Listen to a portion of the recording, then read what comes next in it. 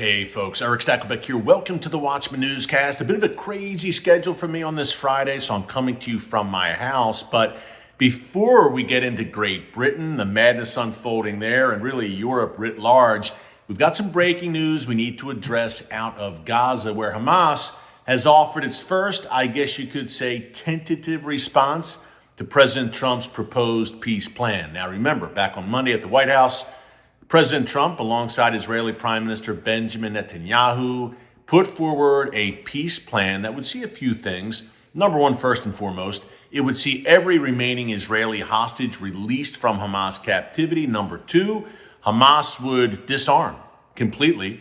Number three, Hamas would no longer have any leadership stake whatsoever in Gaza, and most likely any remaining Hamas leaders who haven't been eliminated by the IDF would be exiled out of Gaza.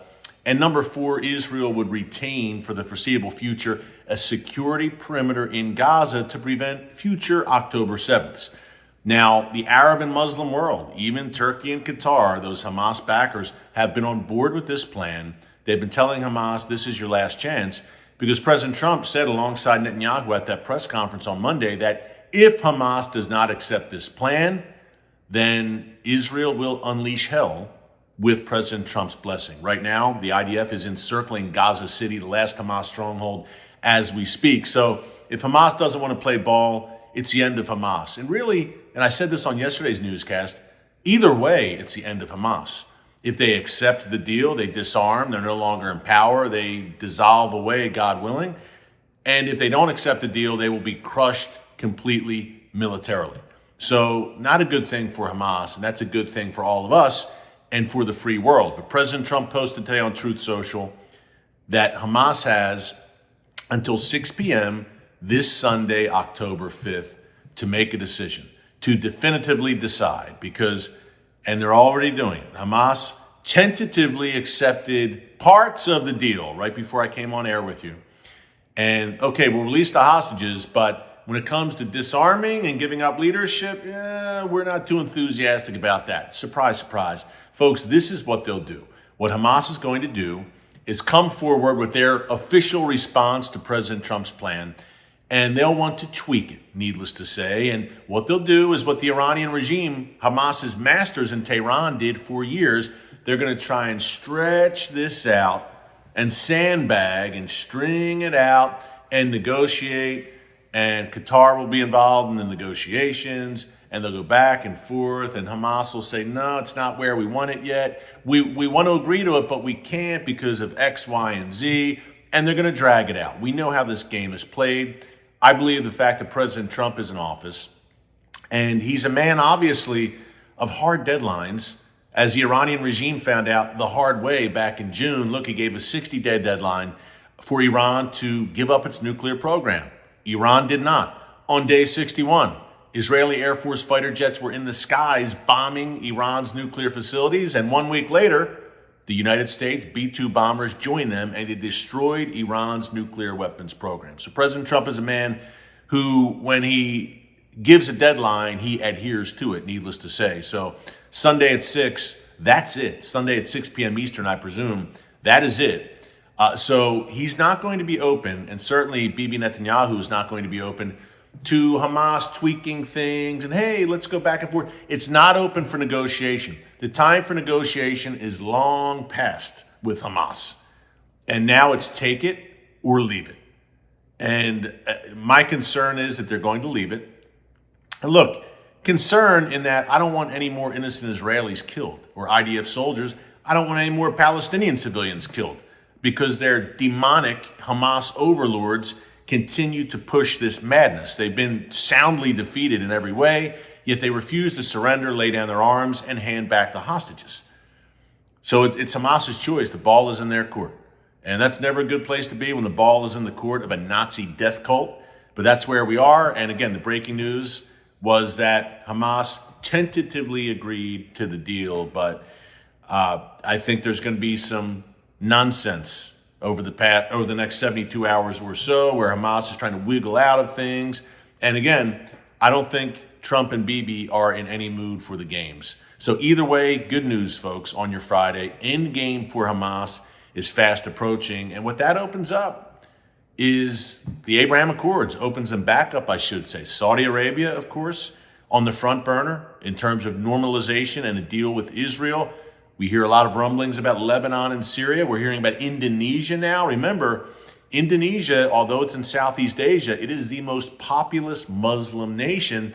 And at the UN General Assembly last week, the leader of Indonesia gave a pretty stunning speech in which he essentially called for peace with Israel and said shalom, a Hebrew word, to the audience at the close of his speech. So we live in very interesting times, Bible times, prophetic times. Before we get into the situation in Great Britain, quick reminder, speaking of the times we're living in, if you have not subscribed, be sure to subscribe to the Watchman Newscast and click the notification bell so you get alerts every time a new video is posted. Folks, we're coming to you most weekdays, sometimes on the weekends, depending on the very busy news cycle. Breaking news, current events, commentary from an unapologetically biblical perspective, mainly focusing on Israel and the Middle East, but we hit all around the world, China, Russia, what's happening right here in America and beyond. So be sure to subscribe and join us here every day as watchmen and women on the wall. We could use some great watchmen and women in Great Britain right now. We've got a few, and they're starting to speak out, and it's long past time. We've been talking a bit about how Great Britain, which is ironically was the setting for the dystopian novel 1984 by George Orwell, who was a Brit, an Englishman. It's descending into that dystopian hell that Orwell laid out. I do not exaggerate. We have just this week several clips I've seen on X of police in the dead of night, in some cases, showing up at people's homes because of something they posted on social media. There's a stabbing attack epidemic in Great Britain right now, and we just had one yesterday, which I'm about to unpack for you in Manchester, a deadly one. There's all sorts of crime in London, and it's growing in British cities as the mass Muslim immigration takes root and the radical woke left takes power, political power. Yet they are, British police, visiting civilians, average people, in the dead of night because they posted something that the British government didn't like on Facebook. This is madness. And it's further than just police knocking on the door. It's actually people getting sentenced for this. You may have seen this powdered wig judge in Britain the other day laying down a 2-year prison sentence to someone for supposedly inciting racial hatred because they said some things on Facebook that they didn't agree with mass Muslim immigration, essentially, and giving them benefits. 2 years in prison for that. Folks, this is really happening in the UK right now. We saw that incredible rally on September 13th in the UK, of course. Tommy Robinson led probably over 1 million at least. Some say 3 million on the streets of London. So I pray that a Make Britain Great Again movement is stirring in the UK right now because it's 0 hour. And we saw it again yesterday. You saw the headline here. Jihad strikes Britain. You saw the thumbnail. I kind of reversed the title. I went first with Gaza Trump update, now Britain, but here you go. The title was kind of ironic, Jihad strikes Britain, because the attacker yesterday in Manchester, England, in the north of England, his name was Jihad. Jihad al-Shami, a 35-year-old British citizen of Syrian descent, went on a rampage at the Heaton Park Synagogue, Heaton Park Congregation Synagogue, on Yom Kippur, the holiest day on the Jewish calendar, the Day of Atonement, and he rammed his car into a group of people at the synagogue, and then he jumped out and started stabbing people before he was killed by police. 2 people dead, I'm sorry. At least 4 seriously injured. So this is what we have. And he was a 35-year-old, again, Syrian descent, but a UK citizen, apparently. His father, who's a physician, and I love the old canard that, poverty causes terrorism. No. At times, someone could be desperate and be seduced by terrorist leaders, an impoverished person, promise the rewards of paradise, and engage in terror. Yes, we've seen that many times. But the leadership, the terror leadership, the shot callers, the ideologues, by and large, come from wealthy sometimes, certainly educated, at times highly educated backgrounds. Think of Osama bin Laden, from a massive wealthy family in Saudi Arabia. Think of Ayman al-Zawahiri, the other al-Qaeda leader, the number 2 behind bin Laden, who was a physician.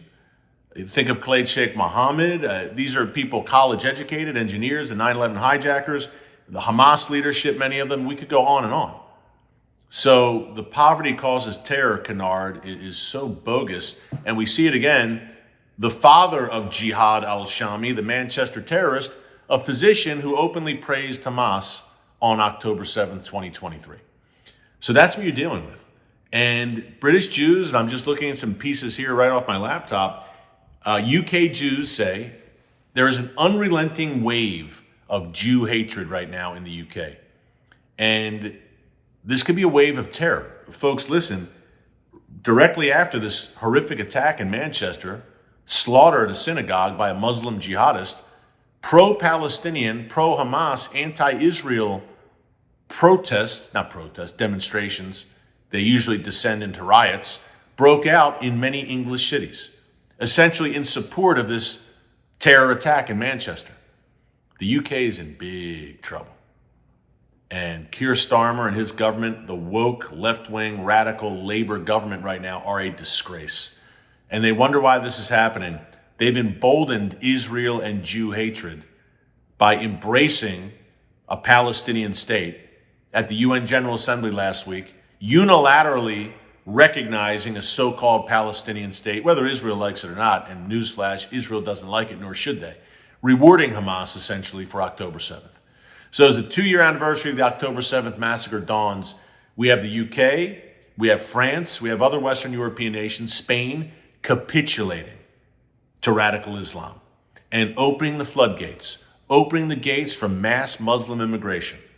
That's the situation in Europe right now. It is a dire situation, folks. I do not exaggerate. And I'm sitting here in America, sitting in pretty much America and Israel. And I consider Israel the vanguard of Judeo-Christian Western civilization. Even though Israel lies in the heart of the Middle East, it is a Western-style, open and free democracy. But to me, the United States under President Trump and Israel right now are the lone beacons of light. They're light in the darkness that is engulfing Western civilization, or what's left of it. And it's a 2-tiered threat. Radical Islam, mass Muslim immigration, and the woke left. It's an unholy alliance between the radical left and radical Islamists. And key point here, folks, before I go, it's self-imposed and self-inflicted. The West seems hell-bent on committing cultural and civilizational suicide. Thank God, as an American, that President Trump stands against all of that. So does Bibi Netanyahu in Israel. But look, it's a tough fight. And Charlie Kirk, God rest his soul, talked a lot about it before he was murdered by a woke transgender activist, I guess you could say. And he knew the time and he knew the stakes. So thank God in America we have people who do, and I'm looking for people, kindred spirits, I know they're there, I know some of them, in Europe who know the hour. The hour is late. So keep this all in prayer over the weekend. Momentous times, perilous times, Bible times, and you and I are alive during these times for a reason. It's no coincidence. Let's make the most of it for such a time as this. Hey, God bless you. Thanks for joining us. Until next time, remember, never hold your peace. Hey everyone, thanks for checking out the Watchman Newscast. Make sure you hit the subscribe button so you never miss an upload, and tap the bell icon so you're notified every time a new video is posted. And don't forget to share your thoughts, insights, and comments below. Thanks for watching. We'll see you back here tomorrow.